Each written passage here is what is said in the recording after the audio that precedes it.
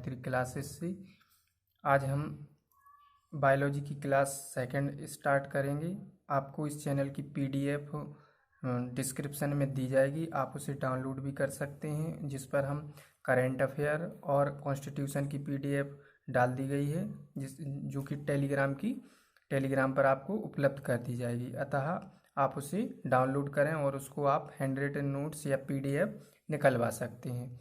हमने पिछले लेक्चर में बायोलॉजी की हमने किस पर डिस्कशन किया था, इंट्रोडक्शन ऑफ बायोलॉजी। इसमें आज हम क्या टाइप्स ऑफ सेल, कोशिका के प्रकार पर चर्चा करेंगे। हम बात करते हैं कोशिका के प्रकार की। तो कोशिका कितने प्रकार की होती है?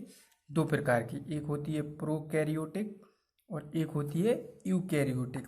प्रोकैरियोटिक की बात करें तो प्रो का मतलब होता है प्रिमिटिव यानी आग यानी प्राचीन, और कैरियोटिक का मतलब होता है न्यूक्लियस, अर्थात ऐसी कोशिका जिसका न्यूक्लियस कैसा हो, प्राचीन हो, आग हो, उसे हम क्या कहते हैं? प्रोकैरियोटिक कोशिका।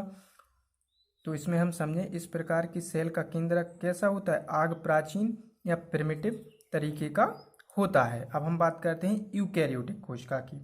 यू का मतलब होता है ट्रू, न्यूक्लियस का अर्थ होता है केंद्रक, अर्थात ऐसी कोशिका जिसमें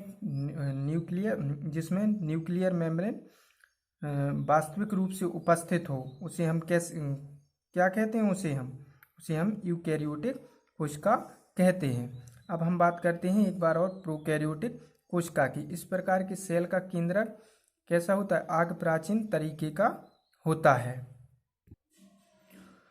अतः हम कह सकते हैं इसमें प्रोकैरियोटिक कोशिका में सेल का केंद्रक आग, प्राचीन तरीके का होता है। और इस सेल में क्या होता है? सेल में केंद्रक झिल्ली अनुपस्थित या रूडिमेंट्री का मतलब होता है क्षत विक्षत या प्रिमिटिव तरीके की हो सकती है। आप इसको ऐसे समझिए जैसे जी मान लीजिए ये कोई सेल है, कोशिका है, और इसमें ये क्या हुआ? न्यूक्लियस, इसका केंद्रक हुआ। ये क्या होता है? एक नॉर्मल जो कोशिका रहती है उसमें एक क्या रहता है? न्यूक्लियस रहता है। न्यूक्लियस के चारों तरफ क्या रहती है? न्यूक्लियर मेम्ब्रेन, जिसको हम क्या बोलते हैं? कोशिका झिल्ली बोलते हैं, कोशिका झिल्ली बोलते हैं। जी आप हमारी क्या हुई? एक सेल की स्ट्रक्चर हुआ। अब हम बात करते हैं इसमें, मान लीजिए ये कोई सेल है। अब इसमें क्या है? जो प्रोकैरियोटिक कोशिका रहती है इसमें क्या रहता है? न्यूक्लियर मेम्ब्रेन जो रहती है इसकी अपसेंट भी हो सकती है, प्रिमिटिव तरीके भी हो सकती है, और क्षत विक्षत यानी रूडिमेंट्री भी हो सकती है। मान लीजिए एक कोई कोशिका है और इसकी जो सेल मेम्ब्रेन है ना, ये सेल मेम्ब्रेन कैसी है? इसमें प्रिमिटिव यानी प्राचीन तरीके की है, और अन्य कोई सेल है रूडिमेंट्री, इसमें कैसी है? क्षत विक्षित अवस्था में इसकी क्या है जी? सेल मेम्ब्रेन है।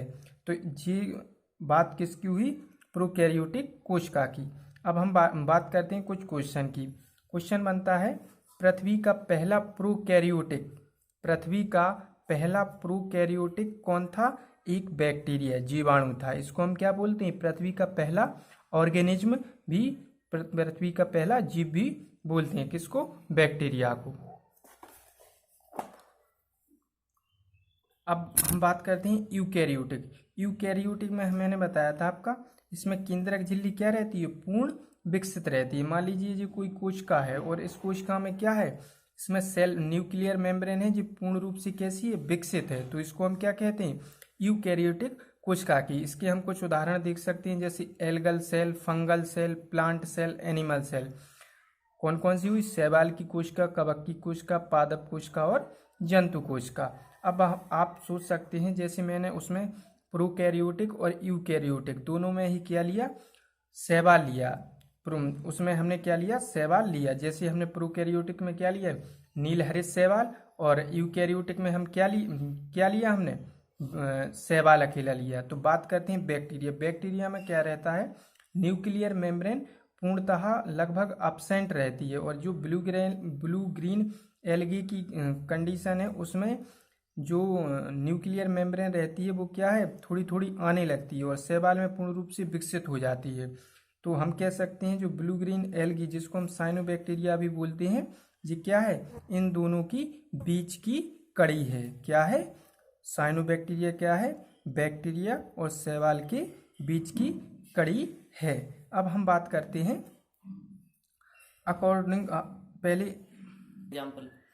अब हम बात करते हैं किसकी, according to number of cell, किसके अनुसार, सेल के अकॉर्डिंग हम बात करते हैं किसकी, जीव की। एक ऑर्गेनिज्म में जीव कितने प्रकार का होता है, जीव कितने प्रकार का होता है, एक कोशिकीय जिसको हम क्या बोलते हैं यूनिसेल्यूलर, और मल्टी सेल्यूलर जिसको हम क्या बोलते हैं बहुकोशिकीय। अब हम बात करते हैं यूनिसेल्यूलर, एक कोशिकीय जीव, ऐसा जीव जिसका निर्माण मात्र एक कोशिका से होता है उसे हम क्या बोलते हैं, एक कोशिकीय जीव, यूनिसेल्यूलर। यूनि का मतलब होता है एक, सेल्यूलर का मतलब होता है कोशिका। ऐसा जीव जिसका निर्माण एक कोशिका से होता है उसको हम क्या बोलते हैं, यूनिसेल्यूलर बोलते हैं।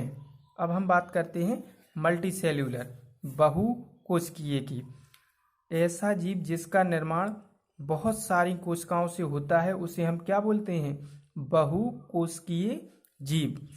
ऐसा जीव जिसका निर्माण बहुत सारी कोशिकाओं से होता है उसको हम क्या बोलते हैं, मल्टी सेल्यूलर जीव, बहुकोशिकीय जीव। इसके उदाहरण के यूनिसेल्यूलर की बात करें तो इसके उदाहरण के रूप में हम क्या ले सकते हैं, बैक्टीरिया, साइनोबैक्टीरिया जिसको हम और क्या बोलते हैं, नील हरित शैवाल, और प्रोटोजोआ।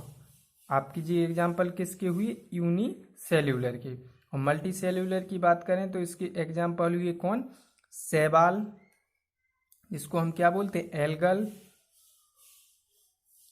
कवक फंगल, पादप प्लांट, जंतु एनिमल। एग्जाम में एक क्वेश्चन बनता है, मनुष्य किसके अंतर्गत आता है, यूनिसेल्यूलर और मल्टी सेल्यूलर। तो हम समझ सकते हैं मनुष्य किसके अंतर्गत आता है, मल्टी सेल्यूलर। अब मल्टी सेल्यूलर में किसके अंतर्गत आता है, जो एग्जाम्पल दिए गए हैं, तो किस में आता है, जंतु में। मनुष्य किस में आता है, जंतु में आता है। समझ गए ना। तो ये हमारा आज का टॉपिक था, इसमें हमने क्या पढ़ा है, टाइप्स ऑफ सेल पढ़े हैं। ठीक है ना, धन्यवाद। आज के लेक्चर में इतना ही, आगे कंटिन्यू किया जाएगा। आप सभी इस चैनल को सबसे पहले सब्सक्राइब करें, शेयर करें और इसको कमेंट्स करें, क्योंकि कमेंट्स आप देंगे तो उसी के अनुसार मुझे पता चलेगा लेक्चर कैसा है। और जो भी इसकी PDF आपको टेलीग्राम चैनल पर डिस्क्रिप्शन में दी गई है, जो कि आप नीचे से डाउनलोड, उसको डिस्क्रिप्शन में दी गई है, जिससे आप उसको डाउनलोड भी कर सकते हैं, जिसमें आप करेंट अफेयर और कॉन्स्टिट्यूशन और बायोलॉजी की PDF भी अपलोड कर दी जाएंगी।